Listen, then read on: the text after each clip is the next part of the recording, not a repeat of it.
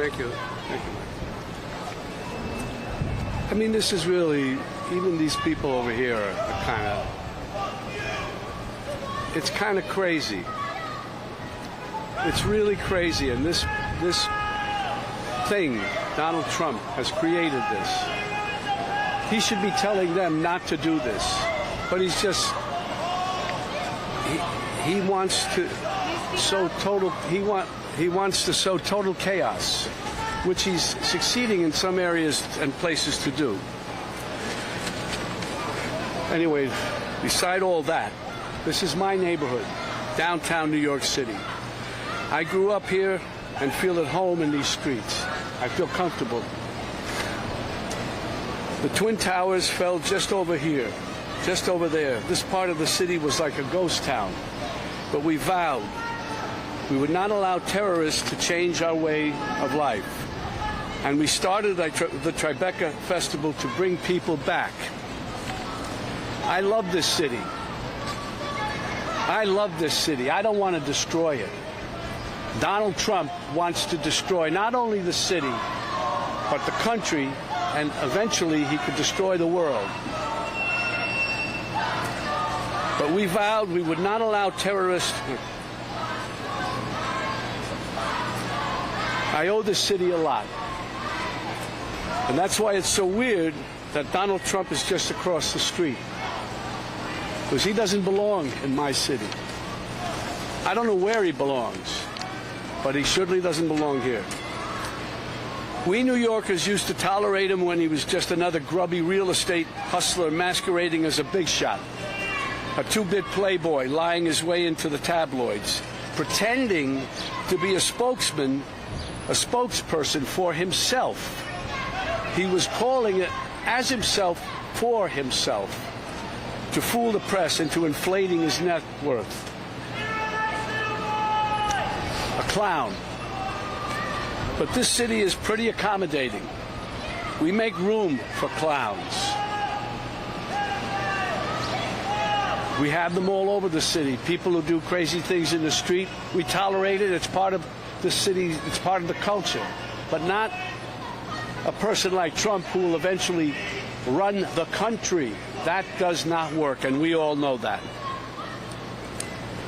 Anyway, we make room for clowns, to each his own. But no one takes him or took him really seriously. They take him seriously now, of course. But around the country, people who didn't know him as we did started to support him. They bought into his bullshit. Trump bought their votes with outrageous lies and empty promises. He got the most religious evangelicals to applaud a sinner who bragged about sexual assault, and who, just a couple of blocks from here, a jury found him liable for sexual abuse.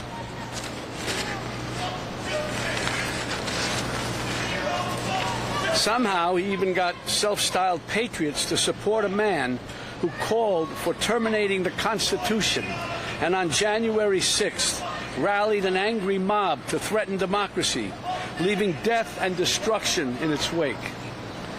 That's why I needed to be involved and wanted to be involved in the new Biden-Harris ad, because it shows the violence of Trump and reminds us that he'll use violence against anyone who stands in the way of his megalomania and greed. But it's a coward's violence. You think Trump ever threw a punch himself or took one? This guy who ran and hid in the White House bunker when there were protesters outside? No way. He doesn't get blood on his hands. No, he doesn't. He directs the mob to do his dirty work for him by making a suggestion, an inference. And his gang grovels and follows his obvious order. It's no surprise that the murder rate and other violent crimes peaked under Trump and are falling under Biden.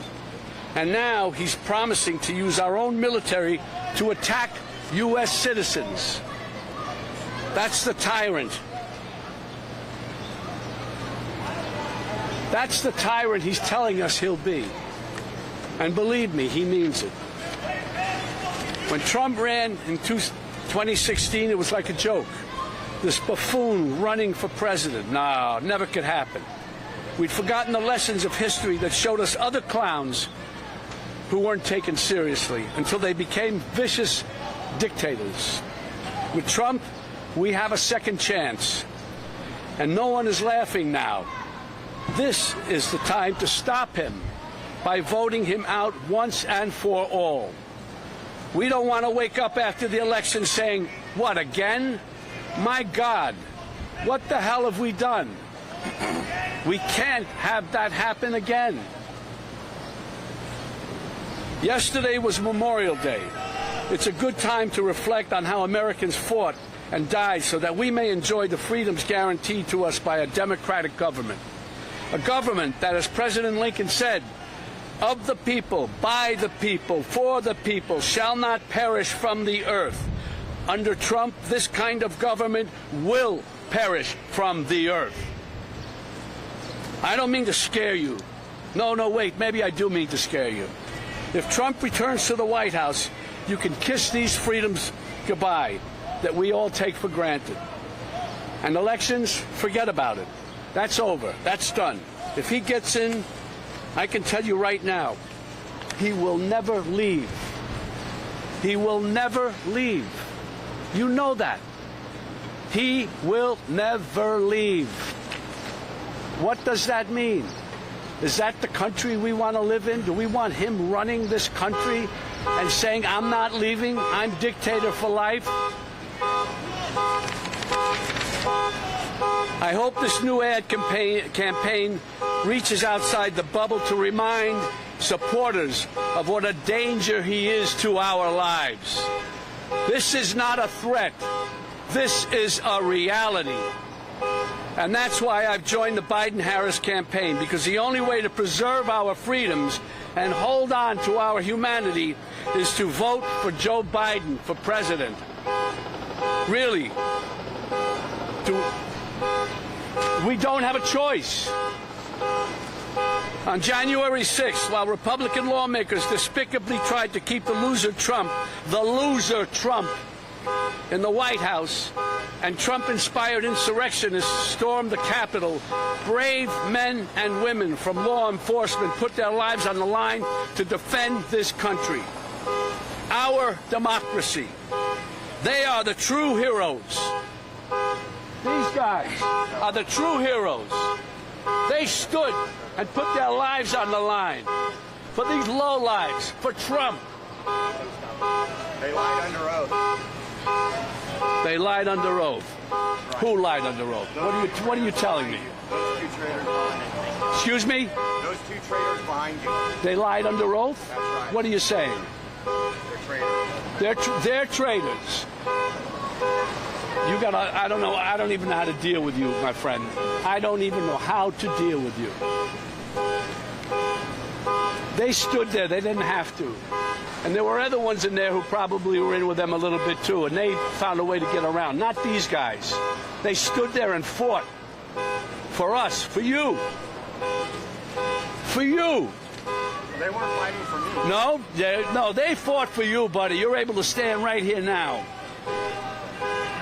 They are the true heroes. I'm honored to be with these two heroes today, from former Capitol Police Officer Harry Dunn and former Metropolitan Police Officer Michael Fanone.